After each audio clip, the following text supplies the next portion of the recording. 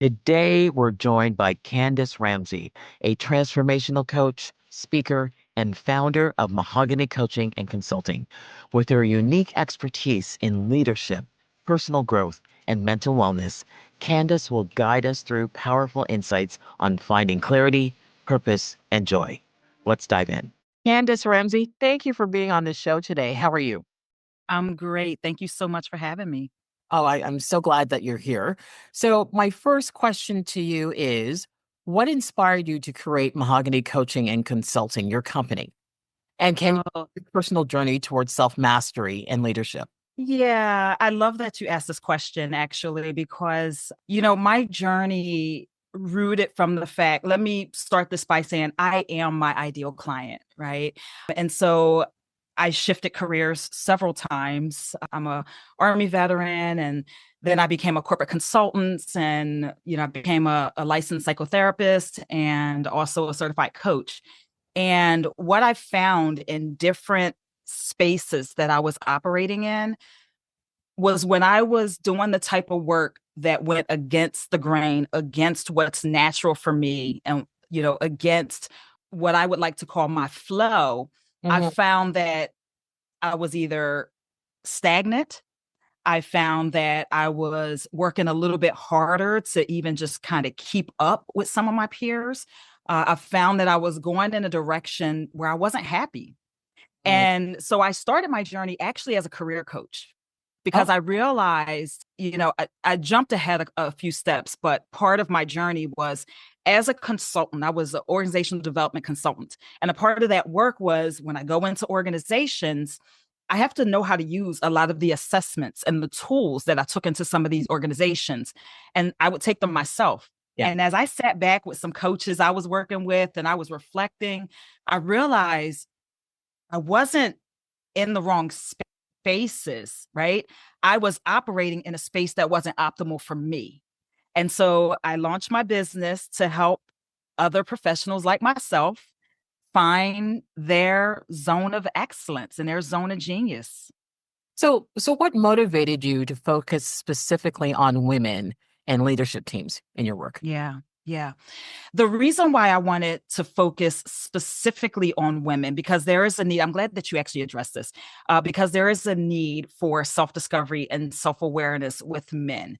What I've learned, I'm actually doing a focus group in about 2 weeks, another focus group, but I've done market research, I've done focus groups, I've done surveys. Men don't respond. Mm. And why is that, do you think? I think a part of it is societal expectations. I think that's a part of it. I think that we are in this era of men beginning a journey of vulnerability is okay. Mm, Because I think that men for a long time have been conditioned to not be vulnerable, that true. they have to, from the dawn of time, men have been the protectors, the providers. They had to be stoic and they had to, be the man of the family. And Yes. I think we're entering into this age now where vulnerability is becoming more commonplace with men.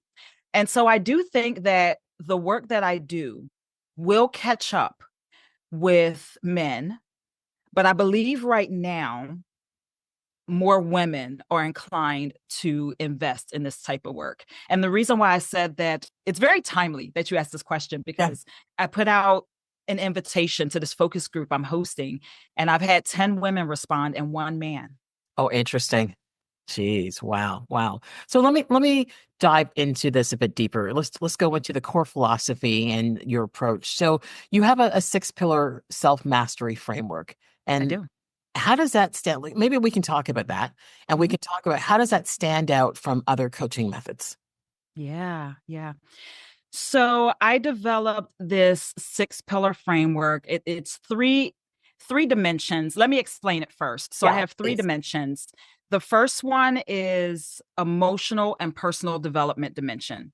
And this is all about building resiliency, self-resiliency, and emotional intelligence. And within each pillar, so within my emotional and personal development dimension, Mhm. there's two pillars. So I have the being pillar and the filling pillar. And my being is about all of what I do. It's about self-awareness, self-discovery, and self-acceptance. And the filling pillar it deals with emotional intelligence and building more empathy. Then I have my cognitive and interpersonal skills dimension. And this one is all about how you think and how you interact with the world around you. Mhm. And within that dimension, we have the thinking pillar, which helps you really enhance your thinking style, but also be able to take perspective. And then I have my communicating pillar, which is understanding your communication style and how you connect with others. So this is about communicating for connection. And then my last dimension is personal effectiveness dimension. And this is all about action. Yes. And within this dimension, we have the leading pillar, which is about your self management, your self discipline. And then I also have my doing pillar, which is all about breaking free from limiting beliefs and taking action towards new habits that are going to serve you in your life. And the reason why my approach is different than what other coaches may do is because I have an integration between the Enneagram and my 6 pillar framework. And so I kind of marry those two together, and based on your personality type or based on your Enneagram type and what we assess that you need to work on based on my 6 pillars, then I have a very interesting and unique approach to development. Well, let's talk about your Enneagram assessment for a second because I took that assessment. I did it, I think it was last week, and we can explain what my rating means to people. But I'm quite open to say I was, assessed at it as a number 7, which means enthusiastic visionary. And maybe you can just elaborate to help everybody else understand what exactly that means. Yes, yes. So, if you're not familiar with the Enneagram, it is basically a typing system to let you know how you view the world around you and how you navigate the world around you. And what I really like about the Enneagram in comparison to some other typing systems or personality assessments is that the Enneagram focuses on the why, where some other assessments focuses on the what. Mhm. And so they'll say what you do, but they won't get to the crux of the behavior Yeah. behind your actions. And so a type 7, the visionary, the enthusiastic visionary, type 7s are, they're Just be kind. optimistic. I'm sorry. I said, be kind to me, be kind. Yes, I will always be kind. Actually, a type 7 is a beautiful type. You're optimistic, you are fun loving, entrepreneurial. Some type 7s are just uninhibited. And so, type 7s, they see the world as full of possibilities. And each type within the Enneagram has a worldview. And that is the type 7's worldview. You Yeah. see the world as full of possibilities and you want to explore as much of this big, beautiful world as possible. Well, that's good to know. Yes. Something that came up that I've read before in the past, there's a lot of self-sabotaging amongst people. And unfortunately, that's a behavior that seems to be very, very common now. Why do you think that is? Yeah. Well, self-sabotaging really is it's a protective measure. Mm. What we tend to do, and you know what, I'm going to actually tie this back to the Enneagram because this is a really great way to conceptualize how the Enneagram and how I work to help people overcome things like self-sabotage. Yeah. So I'm going to use my own type. I'm an Enneagram type 9. And each and every one of the types have a core fear. And my core fear is that of conflict. And so type 9s are peacemakers. They like to see the world in a state of harmony. And so we tend to be a little bit more agreeable and a little bit more conflict avoidant. And if I think about it from a self-sabotaging perspective, let me think about it from a career perspective. Yeah. In the workplace, let's say that there's an opportunity that I might be up for, a colleague might be up for, maybe another couple, maybe it's a big promotion. Hmm. And it's something that I desire in my heart, and it's something that I really kind of want to go after. But because I see the world as a place where we can't necessarily all harmonize, and I try to avoid conflict, I will probably be a lot less likely to be aggressive or assertive in going out for this role. Whereas maybe my colleague who might be a type one or maybe a type Hmm. eights are very assertive. They may go out a little bit harder for this role or this promotion or this opportunity at work. And then I may sit back and think to myself, why didn't I do this? Or all the things that we tell ourselves, right? Right. So we have all of these limiting beliefs on why we didn't get the opportunity or why we didn't go out for the opportunity. And I self-sabotaged because for me, I'm seeing the world as a place where it's full of conflict. And I like to avoid that conflict and stay in my little bubble of harmony. And so part of coaching, part of this personal growth and personal development coaching is to help people see some of these blind spots that they may have, or to see some of these self-sabotaging behaviors that they may have that may be completely unconscious to them. So, what role too does self-awareness play in overcoming these limiting patterns as well? It plays a huge role. It plays a huge role. Um, Back to what I said, it's about uncovering these blind spots, right? Right. I think we all navigate through life with parts of ourselves that we just cannot see. Yeah. And it's just, and it really, self-awareness. I love this topic. This is such a passion of mine. I actually recently did a reel about this, about self-awareness. But there's different components that you need to become truly self-aware. And a lot of people will say, can I just journal? And can I just reflect? And, can I just sit back and think about, how I'm showing up in the world? You can, Mm. but we have our biases, right? And so I can only see to the extent of my own experiences. I see the world through either the rose colored glasses, the gray colored glasses, or the black colored glasses that I'm staring through. Right. I need the perspective of other people and other things for me to reflect on. I just can't do it alone. And so self awareness plays a huge part in why we self sabotage, because maybe we have not sat down and took the measures to really understand the inner workings of how we navigate through the world. So, let's talk about communication then as well. Because how do you define communication in a team or organizational setting? Oh, yeah. So communication is interesting, in a team setting. And I love that you asked this as a follow up to self awareness, Mhm. because the more self aware you are, the better you're able to communicate for purpose and for connection. Yeah. And when I say purpose, I'm talking about the message that I'm trying to convey. Because a lot of times, and this goes back to our own personal biases, right? A lot of times we're so in our heads, just as human beings. It's human nature to just be completely stuck in our own minds and the way that we think that things are coming across. Yes. Now, if we understand our communication style, then we are more likely to get our message across. And I'll use another kind of dynamic here, right? I talked about the type 8 and the type 9 Yeah. before. And although they're very close together, and a type 9 can borrow some traits from a type 8, and a type 8 can borrow some traits from a type 9, they're very different types. A Yes. type 9 is a type 9 is a very harmonious, peacemaker, easygoing type, where a type 8 is more of what you would think as like a driving type.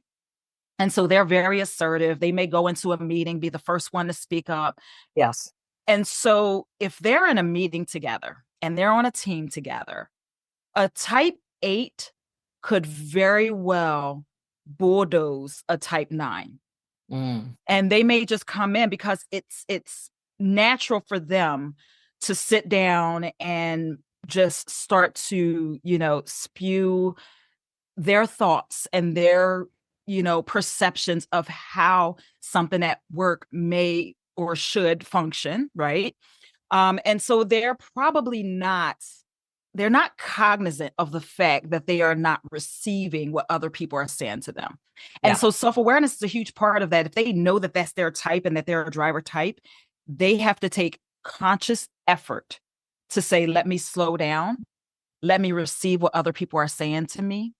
And so I love using the Enneagram for type dynamics just for this type of reason, so that we can understand each other's perspective taking type, how we see the world around us, and also our communication styles. Well, that's a perfect lead into personal growth because there are a lot of women that you coach. So, Mhm. why do you think self confidence and fear of judgment are a recurring struggle for women Mm, and personal growth?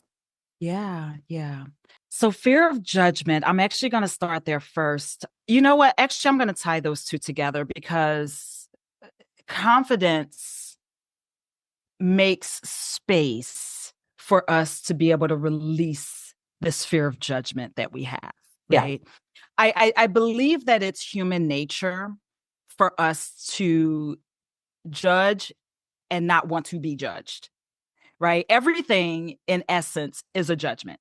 Yes. True. Everything, it doesn't necessarily, I'm not going to get into a whole philosophical standpoint, but everything is a judgment one way or the other. Yes. Yes.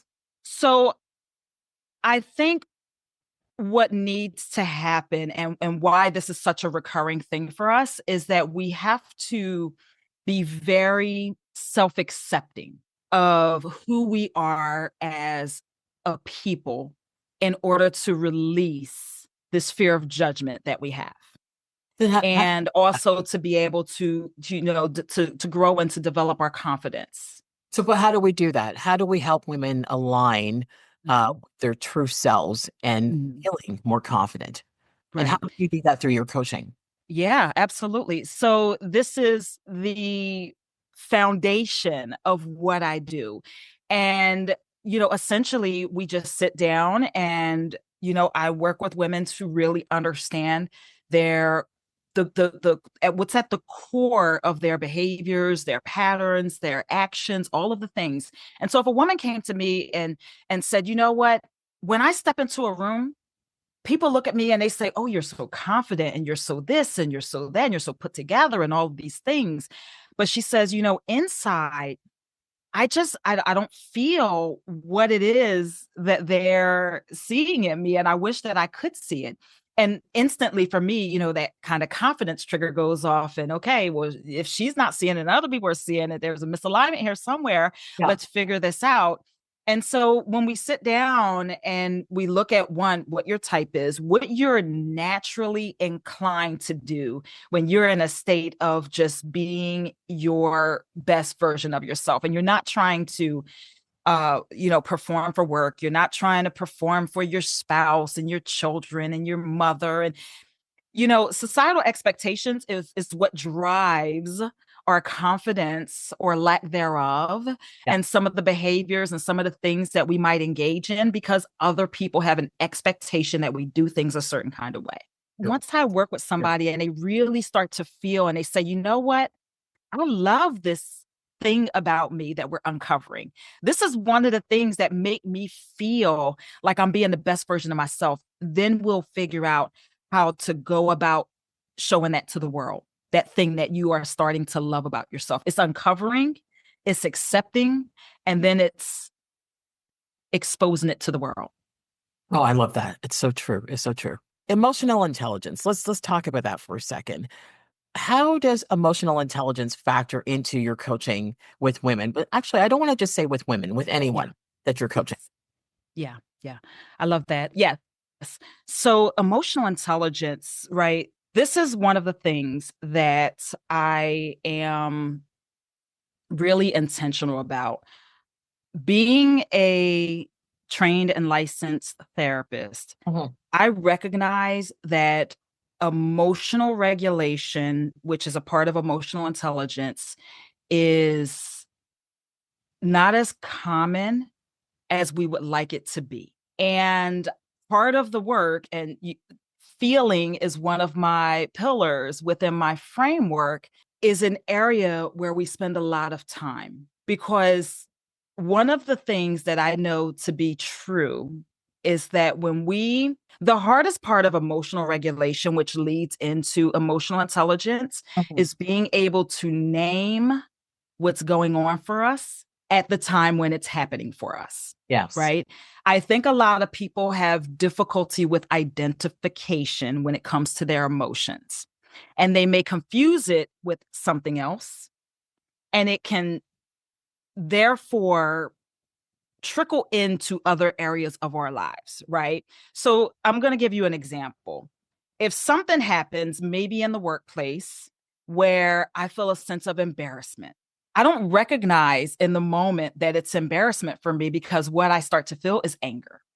Yes. Right. And then when I start to feel anger, my behaviors are that of a person that is the angry. I communicate in a way that's angry, right? I may retract and withdraw like a person that's angry.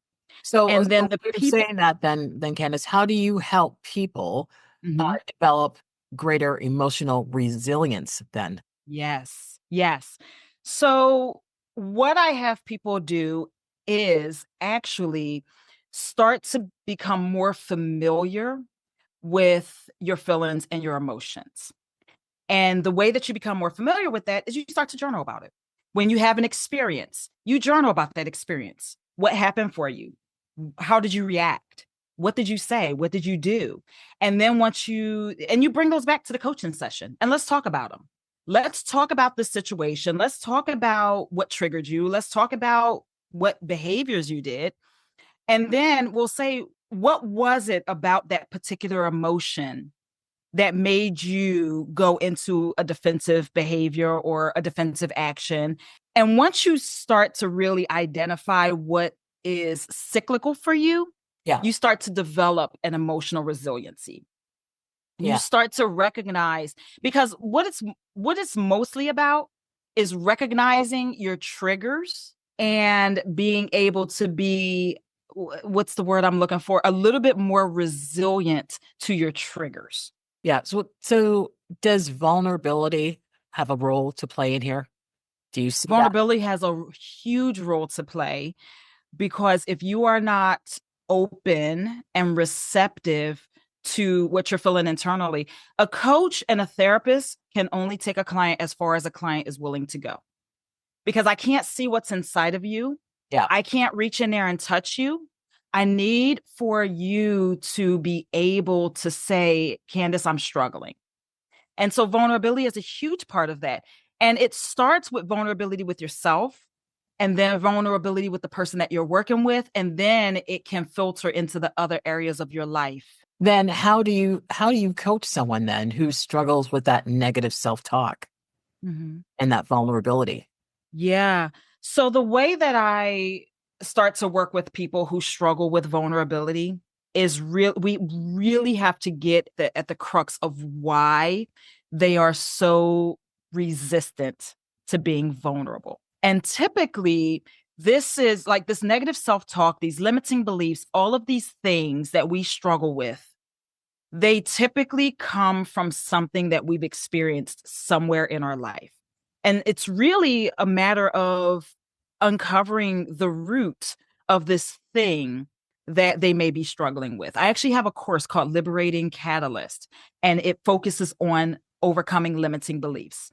And it's really about just talking through journaling, doing a bit of visualization, and trying to, there are some times where individuals may require therapy to get to that point, and it's more than a coach can do. Right, right. But a lot of times it's really just about having conversations about where some of these things may have come from, asking insightful questions, and allowing the person to really sit with themselves and figure out where these beliefs may have come from.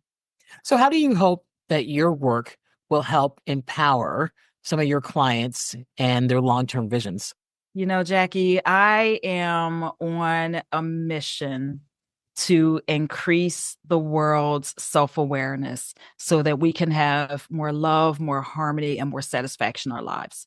Because what I have learned in all of my years, all of my relationships, all of my, professional endeavors, everything that I have come face to face with in my life, I realize it is because we are protecting ourselves, or we have blind spots that we can't see, or, it's just the world inherently is not a bad place. Yeah. And the people in the world are inherently not bad people. And I think that the more that we can spread this message of self awareness, self discovery, and personal growth, the more people in general, not just women, but the more people in general will be empowered to have thriving, loving relationships, careers where they feel satisfied and fulfilled, and family relationships where they can, maybe mend things that were broken because, they have this fear of judgment or this fear of vulnerability. And so I'm glad that you asked that. And I really do hope that my work makes this ripple effect impact that I'm trying to make. And I just want to empower people worldwide to love themselves and others just a little bit more. Well, I think it will. But you've opened up another question for me, especially Sure. if it's happened, in the Hmm. United States in the last 3 or 4 months. I Hmm. just want to talk about diversity and inclusion for a second. Yeah. What role does diversity and inclusion play in your coaching approach? Mm. So, in the approach, there's not a piece of my framework that speaks to diversity and inclusion. But me being a Black woman coach and also a therapist who is culturally informed, I bring that into my work. I just bring it into my everyday work, particularly in areas where culture plays a huge impact. Yes. Because not every client I work with does culture play a huge impact in some of their behaviors. But there are other individuals, and I will speak for myself being a Black woman, Yeah. culture does play a huge role in, the lives of a Black woman and a Black male. And so when I am working with individuals who require that level of insight or that level of questioning, I bring that into my work. So then, speaking about culture, how do you think organizations can foster a culture of self-mastery among employees? The first thing is they have to lead by example. And I've been a corporate consultant for a long time, and I can tell you, and I've all the levels, Jackie, from, a basic everyday worker to a middle manager to, a senior level. They have to lead by example because what the employees are a bit more savvy than I think that the leadership gives them credit for. They can see if an organization is talk and they can see if an organization is about action. And so it really, really starts at the top of delivering the message that we really value a culture of diversity. And these are the actions and these are the steps that we're taking to let you all know this. If they just have it written on, their values or on their SharePoint site, it means nothing if the top is not living and breathing culture and diversity in the organization. And then also, the same thing with what you just asked about, personal growth. Yeah. If they see that the leaders are not trying to develop themselves, then the employees are not going to try to develop themselves. You have to really, really embed it in the everyday actions of the organization. So, Candice, this leads me to ask you then, how do you maintain your own self-mastery while helping others on their journey? Absolutely. Every day I'm growing. Every day I'm growing. One of my core values is actually, I call it aha moments. I just named it for myself. Yeah. But I am a lifelong learner. And so every day I was actually in a grocery store yesterday with my son, and I keep a book in my purse. And so when I'm standing in line in the a supermarket, instead of, scrolling through my phone, I whip out my book and I'm reading, I'm growing, I meditate every day. I'm actually a meditation teacher as well. And I think that personal growth and self mastery is, you're always growing. You never reach a level to where you have nothing to learn. And so it's such an ingrained part of my life at this point that I don't even have to sit down and think about, like, what's the next thing I'm going to do. I Yeah. go to conferences constantly. I am always just a ball of, what else can I learn? Well, I could tell, I can tell, and it's very inspirational. But my final question to you, Candice, what advice would you give to listeners who want to start their own journey of self-mastery? The advice, well, the first thing I would say to any of your listeners who want to start a journey is, that's the first step, is desire, because that is a huge leap above other people who are still in a space of, I am self-aware and I do have this and I do have that, because so many of us, we're just like so repulsed by the words personal growth and, self-improvement. I did a survey one day, and one of the responses on my survey was actually kind of the vomit emoji.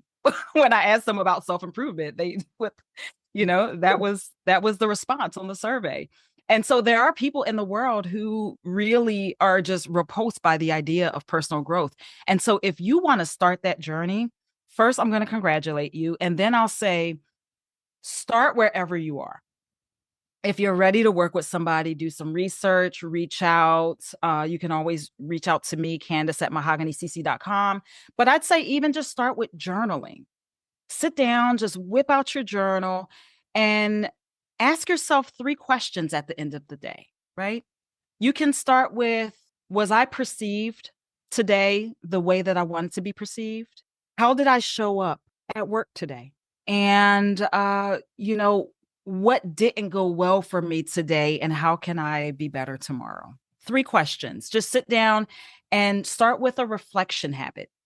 Yeah. And if you start to uncover things, or if you feel like you want to dive a little bit deeper, there's so many ways to dive deeper. You can read books, you can work with a coach, you can, of course, come and have an Enneagram. So many ways to launch a personal growth and a self-development journey. And gratitude, expressing gratitude after you do Expressing those 3 questions. gratitude. Yes. I love it. Yes. Yes. Candice Ramsey, thank you so much for joining us today. Really appreciated your coming out. Yes, I really appreciate you having me on. Such a great discussion. Thank you so much. Thank you. Thank you for joining us as we uncovered the path to happiness with Candice Ramsey. Her insights on clarity, purpose, and growth remind us that joy is within reach for everyone. Until next time, keep exploring the many facets of happiness and owning your next move. I'm Jackie Denise.